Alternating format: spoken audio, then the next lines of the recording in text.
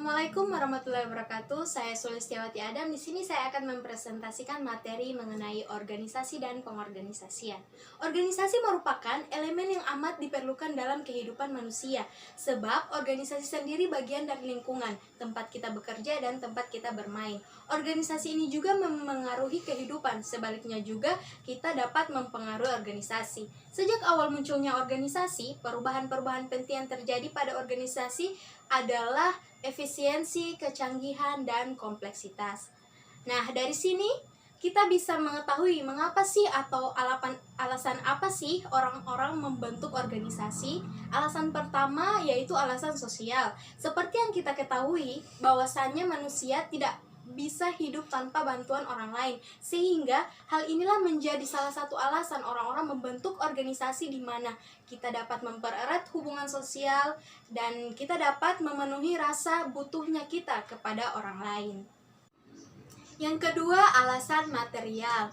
Ada tiga, terdiri dari yang pertama, memperbesar kemampuan. Dengan berorganisasi, banyak hal yang akan kita dapati. Dengan kata lain, banyak kemampuan kita meningkat. Misalnya kemampuan public speaking yang awalnya di tingkat rendah bisa meningkat akibat dari organisasi yang menuntut kita untuk bisa mengeluarkan pendapat sebagai salah satu pilihan pengambilan keputusan. Yang kedua, menghemat waktu yang diperlukan.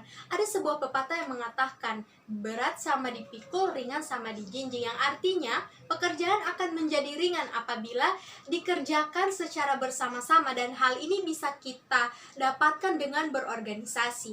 Yang ketiga, menarik manfaat dari generasi sebelumnya. Nah, ini yang sangat menarik nih, dimana ketika kita masuk atau membentuk organisasi, banyak sekali manfaat yang kita dapatkan. Misalnya prinsip-prinsip atau pegangan-pegangan yang ada dalam organisasi tersebut, tentunya dalam bentuk positif, itu bisa kita ambil dan kita dapatkan sebagai pegangan kita di masa itu, di masa sekarang, dan di masa yang akan datang. Nah, setelah tadi saya menjelaskan alasan kenapa orang membentuk organisasi, sekarang kita masuk ke pengorganisasian. Pihak manajemen perlu menetapkan tugas-tugas apa yang perlu dilaksanakan, siapa yang melakukannya, dan siapa saja yang akan mengambil keputusan-keputusan tentang tugas tersebut. Banyak kondisi yang mempengaruhi bagaimana pengorganisasian akan dilaksanakan.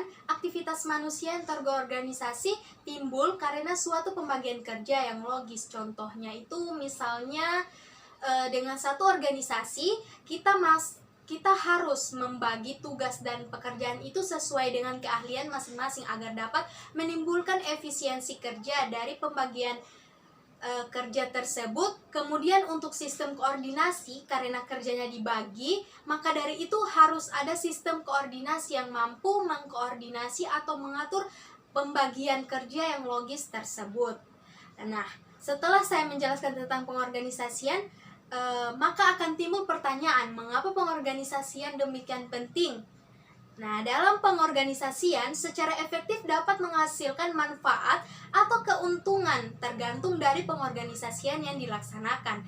Tadi entah itu dalam bentuk pembagian kerja yang logis dan sistem koordinasi yang bagus. Maka dari itu pengorganisasian dapat mencapai dua hal. Yang pertama, efektivitas manajemen, berarti melaksanakan hal-hal yang tepat berdasarkan waktunya dan menciptakan efisiensi yang mengandung arti melaksanakan hal-hal tertentu secara tepat guna entah itu biaya dan pengeluaran-pengeluaran yang membantu pengorganisasian tersebut. Berikutnya kita ke proses organisasi. Samuel Bekerto yang mengutip Solveig Gellerman mengungkapkan pendapat bahwa ada 5 macam langkah pokok proses pengorganisasian. Yang pertama, melaksanakan refleksi tentang rencana-rencana dan sasaran-sasaran.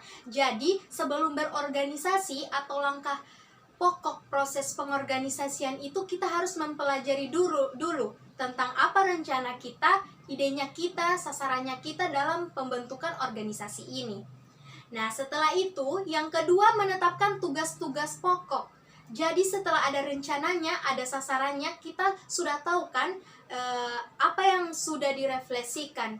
Kemudian, yang ketiga, membagi tugas-tugas pokok menjadi tugas-tugas bagian. Dengan membagi tugas-tugas pokok ini menjadi tugas bagian, kita harus secara logis seperti yang saya jelaskan tadi di pengorganisasian, di mana logisnya itu harus sesuai dengan keahlian masing-masing masing-masing anggota yang ada dalam organisasi tersebut. Karena hal ini dapat mempengaruhi terorganisasinya sebuah organisasi atau tidak. Nah, setelah tugas-tugas pokoknya menjadi tugas-tugas bagian, langkah keempat yaitu mengalokasikan sumber-sumber daya yang sudah ada. Dan yang terakhir, mengevaluasi hasil dari strategi pengorganisasian yang diimplementasikan.